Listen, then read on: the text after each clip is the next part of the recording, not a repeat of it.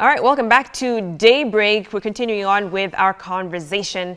5 years on from the Paris Climate Agreement and where we are in terms of tackling the global climate crisis, in terms of cutting carbon emissions and keeping the global temperatures below 2 degrees Celsius. I mean, it sounds simple, but it's very difficult, and ensuring that we have all the member states on board to get to those targets. My guests are still with me. I have the French ambassador to Kenya, Aline Kusta-Manager, as well as the Deputy High Commissioner for the UK to Kenya, Mike Foster, joining us virtually, and the Italian Ambassador Pieri also joining us, and Wanjira Madai also with us.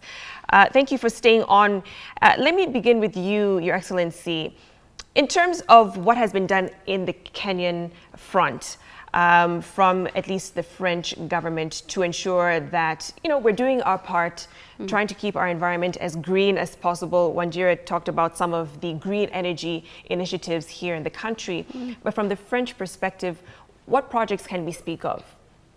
No, thank you for giving me the occasion to explain what we are doing. Indeed, we are committed to this money that is to be provided to the developing countries.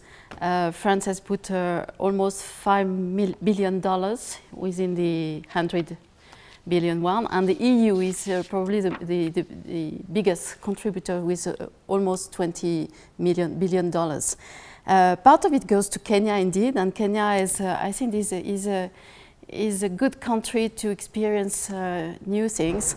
I would say first because it has resources, renewable resources, and the commitment of 100% renewable energy is a key commitment and is a very ambitious one. When you see France has committed to 1/3 of its energy being renewable in 2030, so we are far from Kenya, but not with the same conditions. Second, you have a very creative and educated population, which is very able to take the progress and to push forward.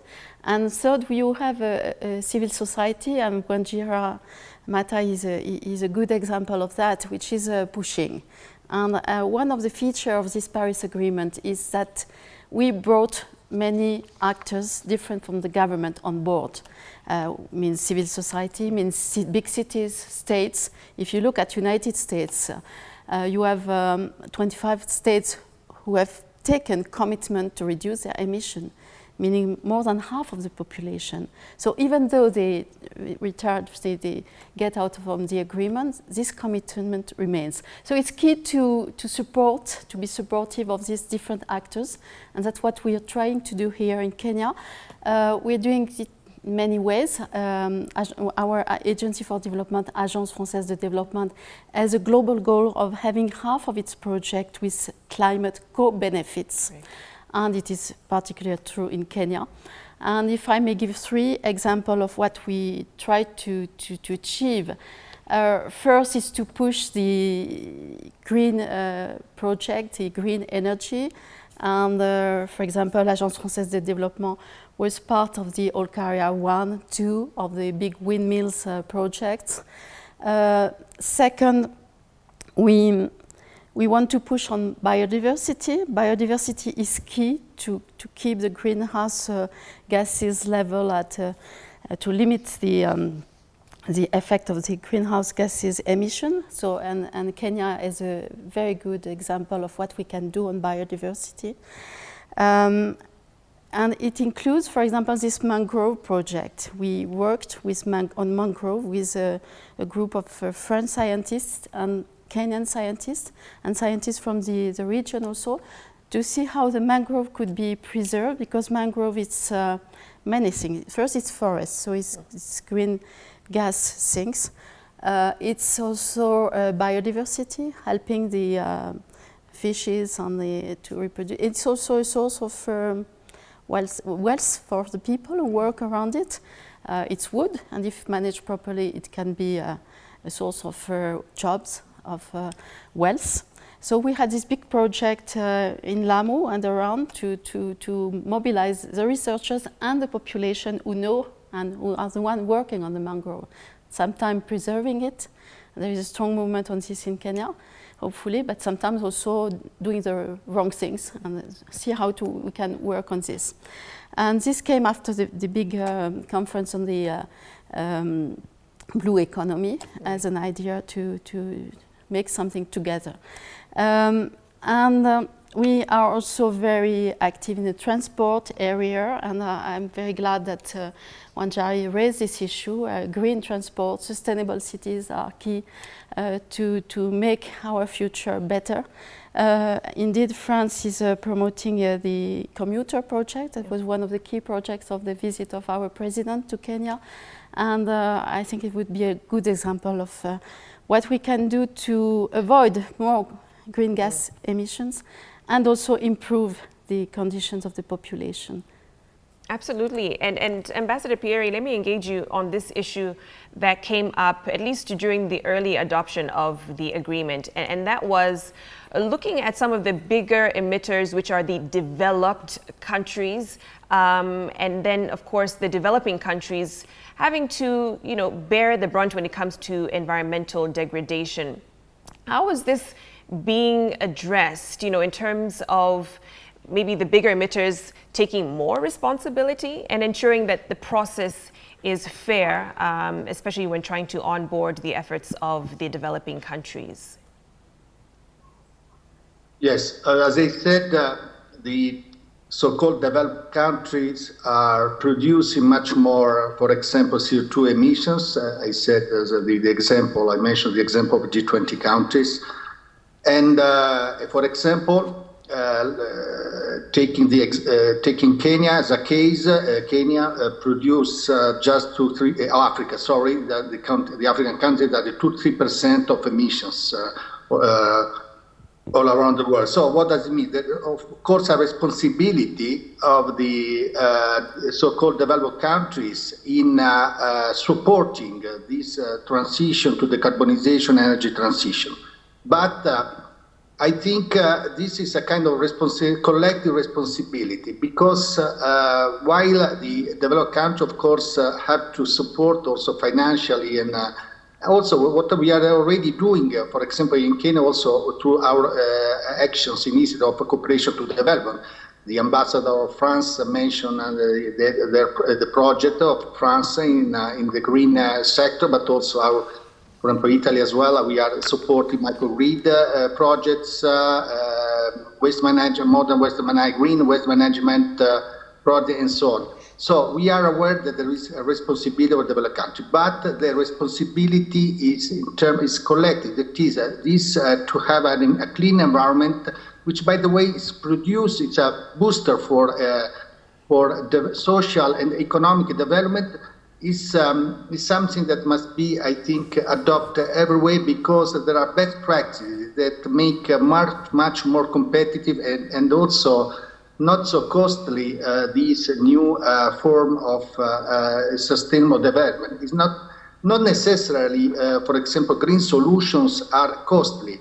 Sometimes are more competitive. Of course, and developed countries must provide any kind of support, not just financially, but also in terms of know-how.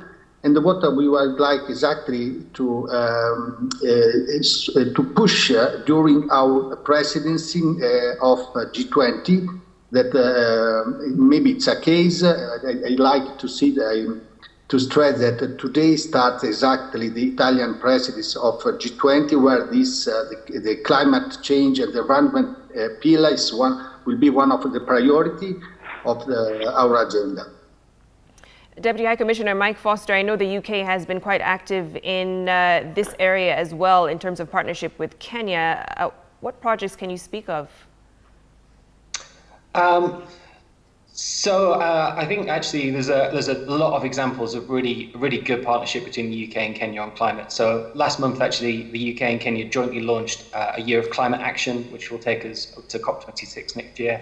And as part of that, we agreed a joint action plan on climate that will really guide our partnership across this whole range of areas.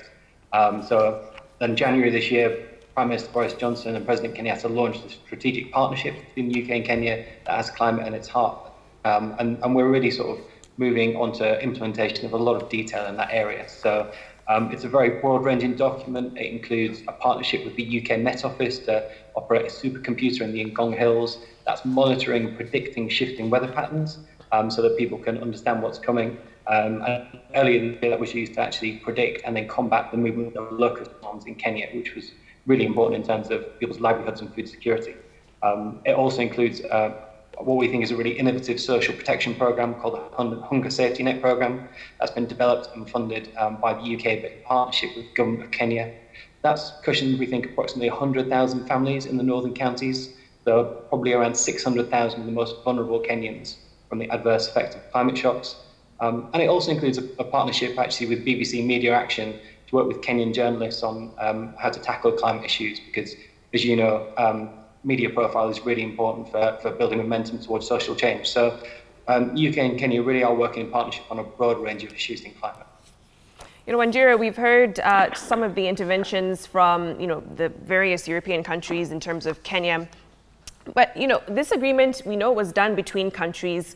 And when we talk about some of the interventions like green policy, the green energy mix, green finance, that's all high level. But when we're talking about individuals, citizens who live in these countries and the part they can play, the role they can play to take up ownership of this agreement, for instance, what can be done? What can they do to plug in and do their part? Well, I mean, that's a good question. But even before citizens do their part, our governments have to do their part. And you know, you raised the question about the fairness and the justice issue. To be clear, the kind of rapid transformation that's needed to cut emissions by 2030 will require significant financial investment, a lot of technology transfer, and then, of course, capacity building for developing countries. Let's remember that developing countries have huge industrialization ambitions, and if we do not address these questions early and now, the just transition questions around energy and the issues of investments in infrastructure, transportation, many of these countries will go the route of high carbon fuels. And so it is, and many of them have these fuels and they stand to be stranded. So there are real issues of justice and fairness that have to be addressed. You mentioned the 100 billion adaptation funding, you know, for many developing countries in the global south, and including small island states. The issue for them is adaptation. We know we are not emitting in large amounts, but we stand to be most disproportionately affected by the impacts of climate change. We are already seeing it. The sort of flooding we saw in the Sahel, the sort of locust infestations we saw. And we need to begin to invest in adaptation. So how do we prepare ourselves and begin to avoid what is inevitably coming? But that will require significant finances. So this is where we are, and for me, this has been a significant frustration. Of all the investments so far in adaptation, financial investment, only 6% of all the climate finance investment, that is, only 6% has gone to adaptation. Just simply not good enough. Adaptation has not been given the sort of prominence and visibility and attention it requires. And for us in Kenya and in other countries around the world, that's where we will have to lean in and invest. That's where we need to invest significantly. So, for example, we have got to increase annual tree cover across this globe, and certainly in our countries like ours, where tree cover and forests have cushioned us against such impact. We've got to do that 5 times faster than we are doing it now.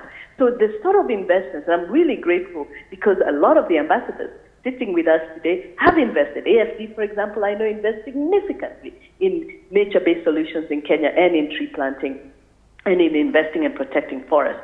That's why you see young people, especially across the continent, we are the youngest in the world, investing in protecting the last tree standing, because we must become extremely active in how our tree cover looks. If we're a green country today, let's keep it that way.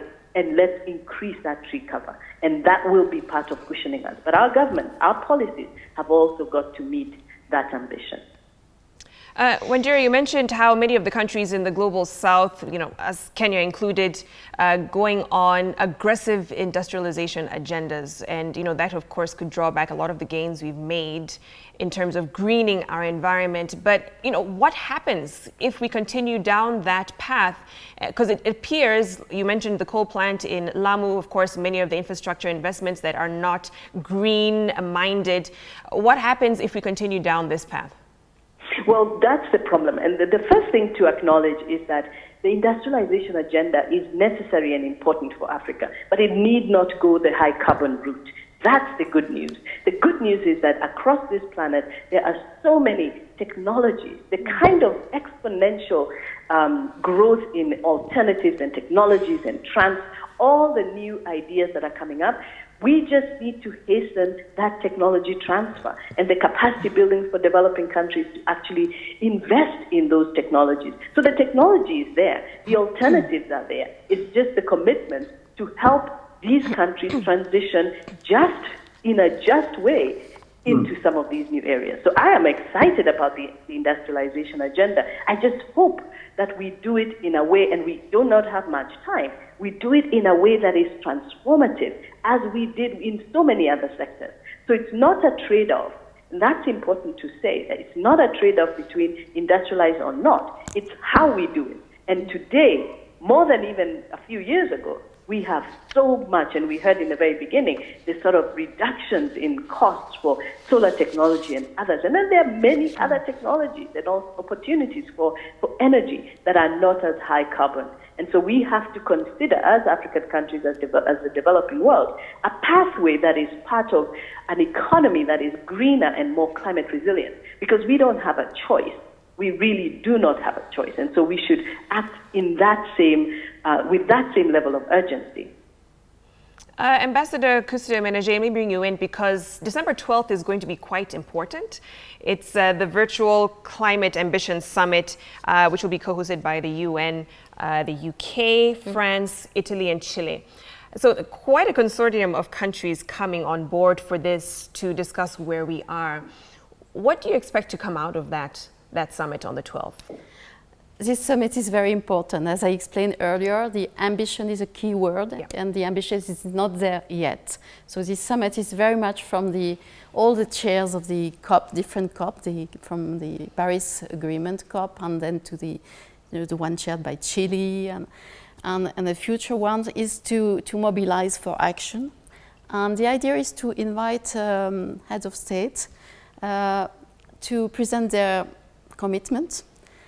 Indeed, to be part of the picture and to be able to speak into this event, you will have to upgrade your previous commitment.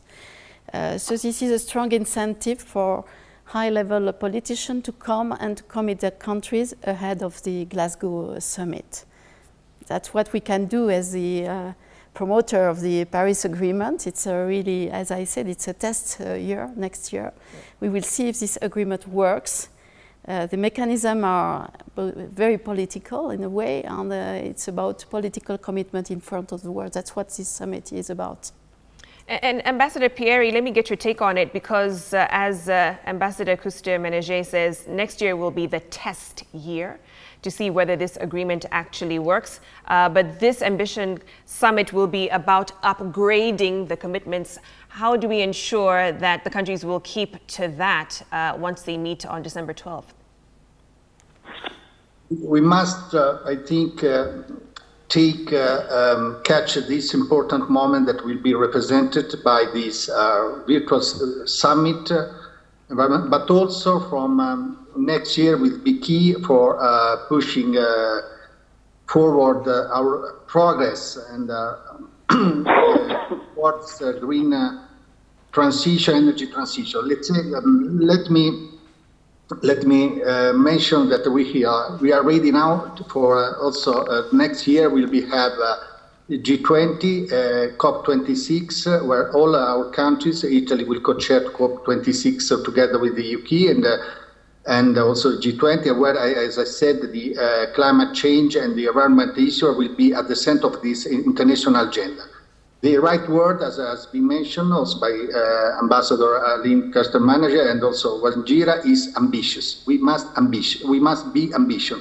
We must create awareness both at the level of governments, but also at the level of other stakeholders. I mean, also at the level of civil society, at the level of private sector, and mobilize all the tools that can make this awareness the base for tangible results and transform the commitments in concrete achievements.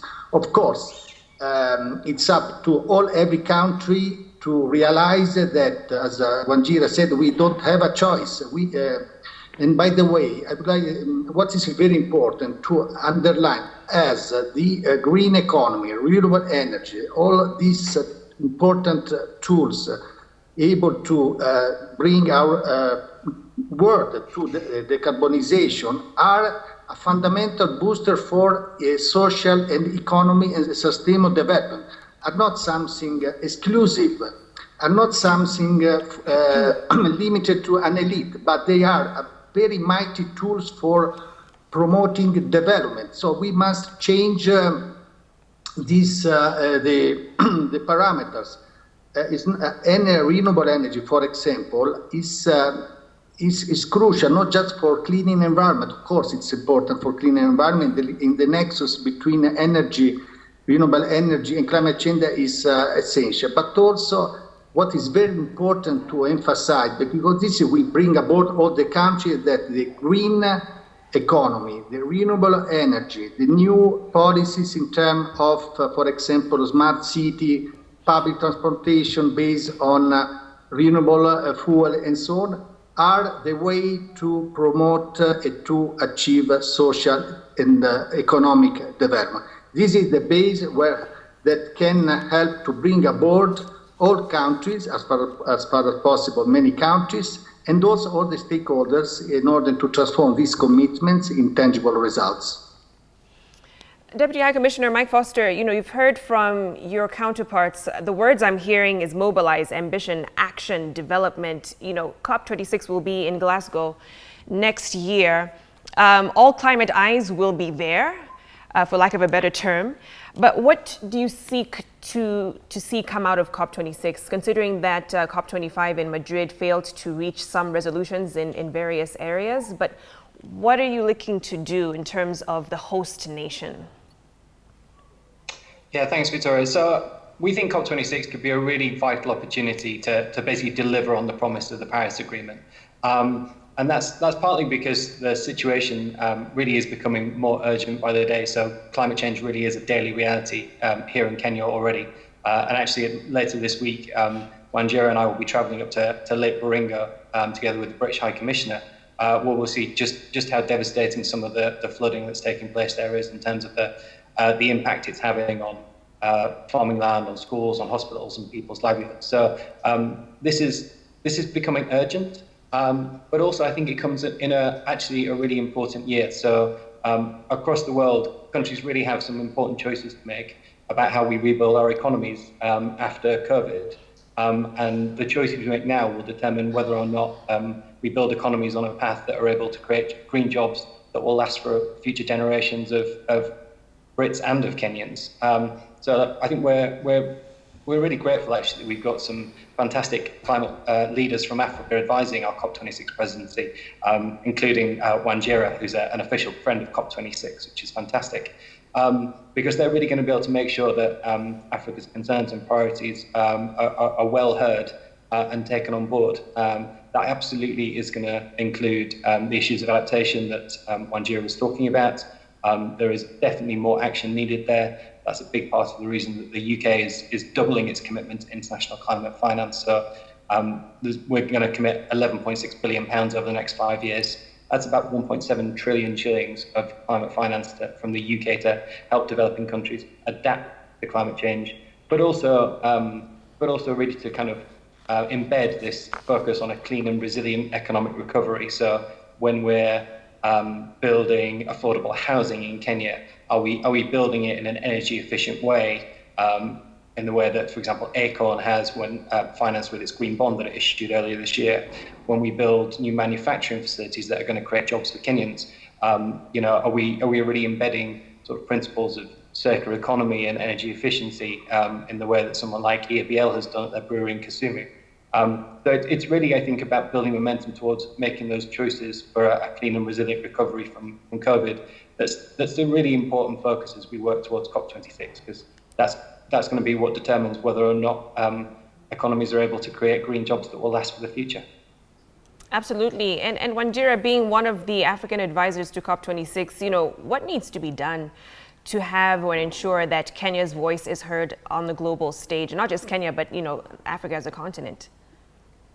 I think one of the things that we're seeing with COP26, and I'm really grateful for the presidency for making sure that the voices across the board are heard, that we bring in non-state actors in very strong ways. Just a couple of weeks ago, the presidency appointed a high-level champion for adaptation. And that's a first, right? That adaptation will get the sort of visibility that it deserves. And so we can begin to unpack some of the granular issues. What do we really need to do to make some of these adaptation initiatives and direction a reality? Because if we don't do that across multiple sectors, then we're just not going to get there. So I think you're seeing very clear commitment to making a difference at COP26. And I think with those of us at the table, we continue to push for that to be a reality and not just to be about talking. We've got to push on the adaptation and climate finance in general. That has got to move faster, and it's got to be more investments in adaptation for sure. But we also want to make sure that the voices of those who are most affected, especially women, youth, for Africa, that's an important one because young people are a majority of our continent. We have a largely young population, and so what are their voices? And we're seeing a lot of youth voices, especially African youth voices, emerging as great champions for climate action. So those are really important issues that I hope we can continue to amplify as on the road to COP26. And let's not forget that COP27 will be an African COP. So for Africa, we have to keep pushing this into the next COP as well. I have to ask this because you mentioned COP27 will be on the continent. How can, and that's mainly developing countries, kind of also take lead on the agenda when it comes to climate issues?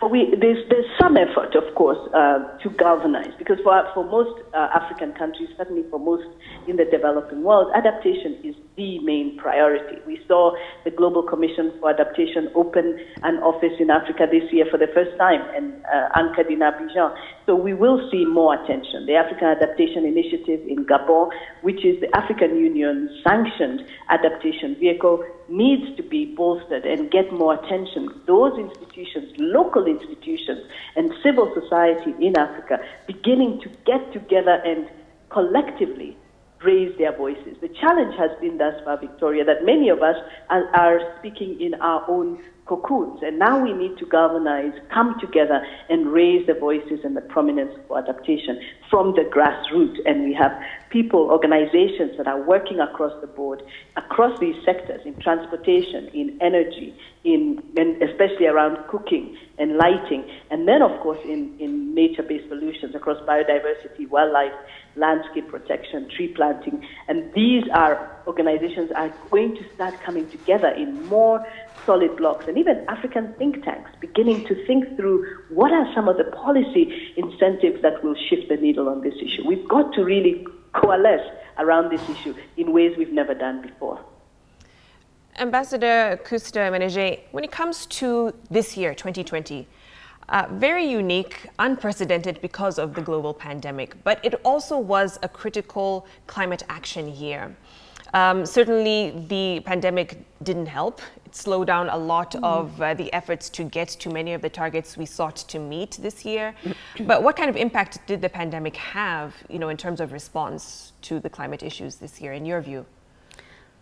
I would say two things. First, there are questions to be solved about the pandemic itself and how it happened and what is the link between the pandemic and the environment. There is obviously a link with the biodiversity, transmission from animal to the human being. And we need to do more research on this. We need to be more proactive to prevent this kind of things to happen. And indeed, 2021 will be a key year for biodiversity with this big summit in Kunming in China on biodiversity with a new framework to be adopted there. This is the first point. Science and environmentalists have to get together to work on this. The second point is that recovery. Recovery after this big crisis, which has been so harmful to our economies, whether it is in the developing world, like in Kenya, it's very hard, or in the most developed countries like France and Europe. We suffer a lot. We have to take huge plan to recover. And we decided to go green on this and to take this as an opportunity to do better on the environmental front and indeed including the climate change fighting. For example, in the big green recovery program that was adopted in Europe, I would say 30% of the funds will go to climate change projects. And this is also an opportunity.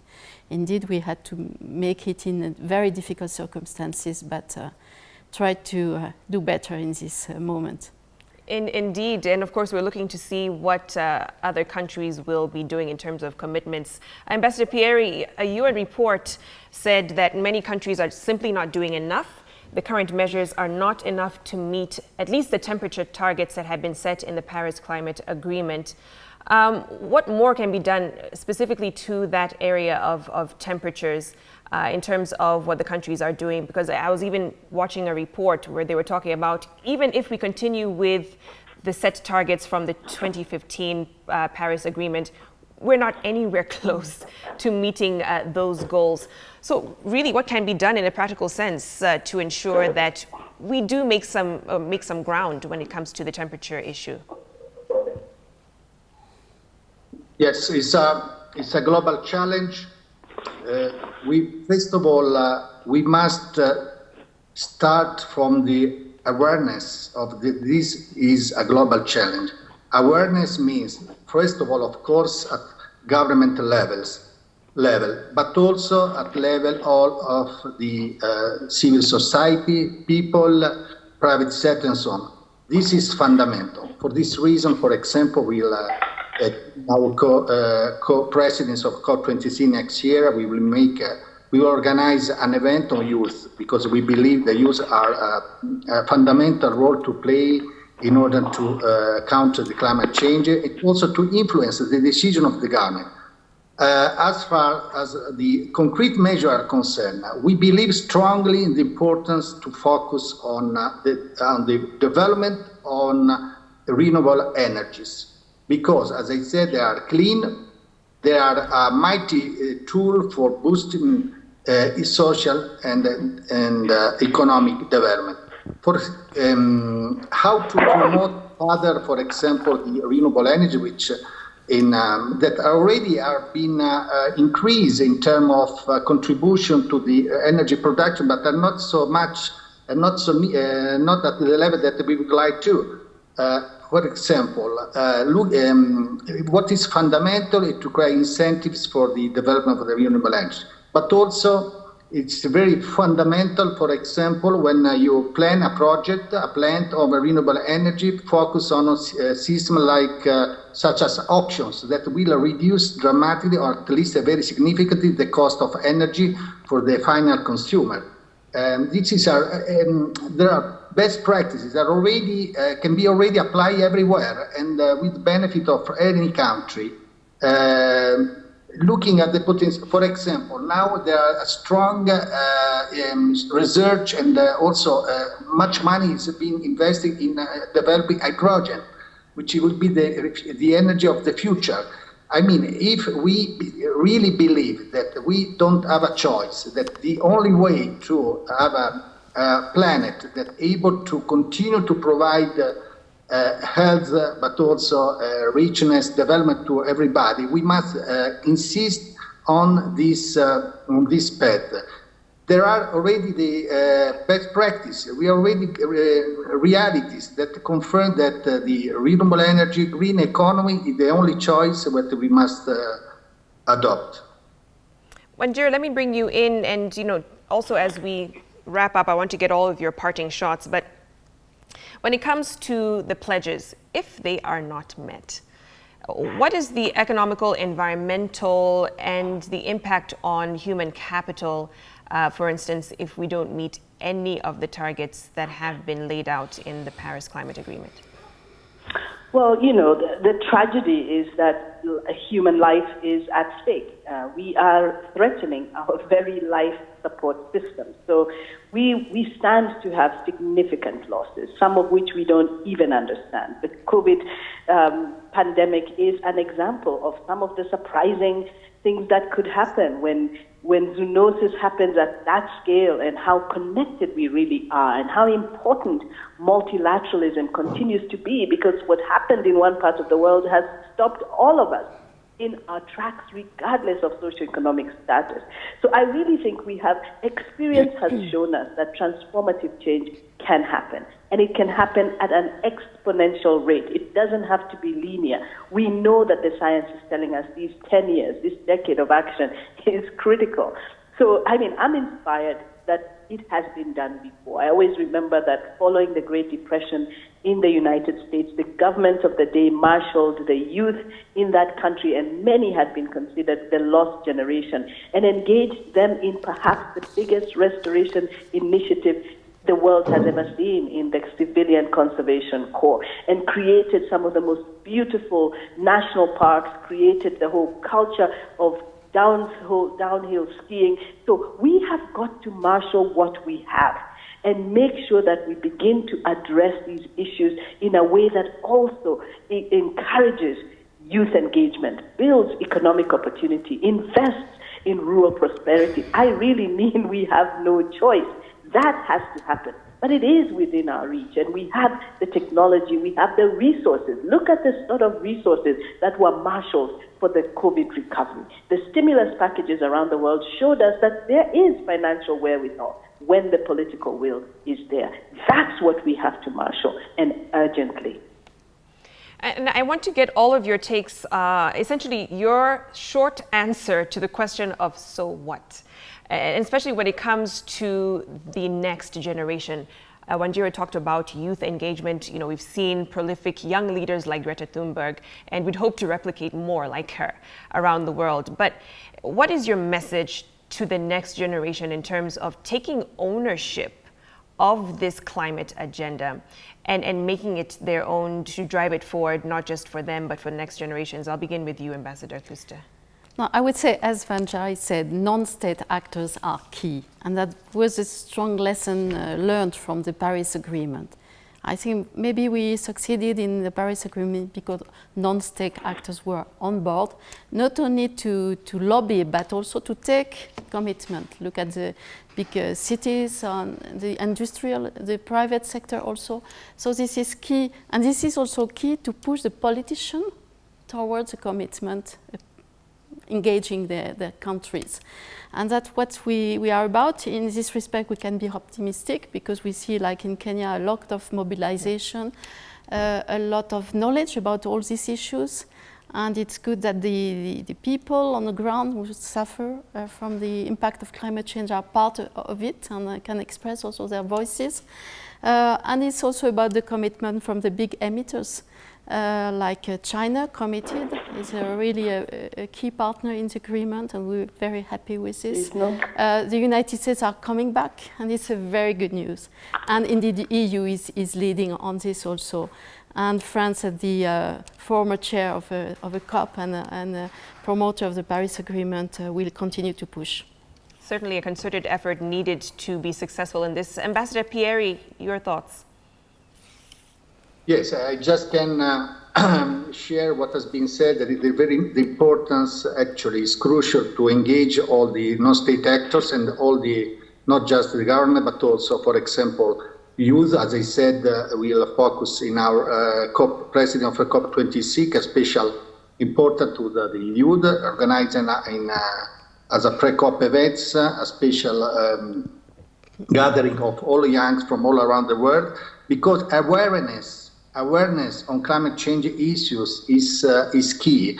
For example, in Italy, thanks to this growing awareness on the importance of challenging and countering climate change, now also the people start to look, for example, at own investment in financial investment, discriminating between sustainable investment, green investment, and compare with the other. So this process must be bottom up, from government to non-state actors, to young, to women, all together, in order to create, to really pave the way for policies and concrete steps. So we believe a lot, and actually, on the importance to involve all civil society and not just the governments, because it's a global responsibility at any level. All levels certainly needed when responding to this. Deputy High Commissioner Mike Foster? Yeah, thanks. So I think as COP presidents for this year, the UK feels a great sense of responsibility, actually, because if we don't step up now, then it's really going to be a double tragedy. Because on the one hand, if we don't curb the effects of climate change, then the impacts on people's livelihoods, like those we're seeing around the shores of Lake Baringa, are only us. But I think also, if we don't make the transition now to a sort of a green recovery from COVID, then we really are going to miss out on the opportunity of the green jobs that really can last for the future, whether that's in manufacturing, green affordable housing, or whatever else. So that's why we're taking strong action at home in terms of eliminating the UK's sort of emissions by 2050, and it's why we're doubling our commitment to international climate finance to 1.7 trillion shillings over the next 5 years. So it's something that we feel a great sense of responsibility. There's a real urgency to this, but it's an area where countries across the world need to really work in partnership and all step up together this year. Certainly, and ambition is the word of the year, at least when it comes to climate issues. Wanjira, the last word goes to you. Thank you so much. What an exciting discussion. You mentioned Greta, Victoria, and right here in Kenya as well, we have some young people, Claire Nasike, Liz Wathuti, others, driving change and demonstrating tremendous courage, because they believe that perhaps the generation that we represent are completely out of touch, claiming their cities back and realizing that, quite frankly, if they don't do it, who will? So there are really interesting and exciting movements coming up, like the Daima Consortium here in Kenya, that is making a statement about the cities they want, that they're protecting the trees, that how can you cut a 100-year-old tree and plant a seedling next to it because you expect that to be change. These young people are really there. We should be investing in them. We should be mentoring them so that they can structure and organize themselves in a way that drives the sort of change we want to see. They will be a critical part of this movement and of making sure that we meet our climate ambitions and reminding us of what actually matters. And so I really believe in them. I trust that we will be okay when you see the sort of activity and action they're taking. But they need us. They need our support. They need us to give them the prominence and the visibility so that they can have their voices heard. So I really am optimistic, but we are running out of time, so we need to move much faster. Indeed, we need to move faster, running out of time, but I take comfort in that statement of we will be okay, especially if we are looking at the younger generation to take on the baton when it comes to climate issues. Thank you so much to my wonderful panel this morning, Ambassador Kusta Menaje, Ambassador Pieri, Deputy High Commissioner Mike Foster, and Wanjira Maathai for your insights. Hopefully it is a challenge to those watching on what they can do from a personal level and, of course, the higher level of our governments in terms of keeping to their commitments when it comes to the Paris Climate Agreement. Thank you for watching. Let's take a short break. Much more ahead on Daybreak. Stay with us.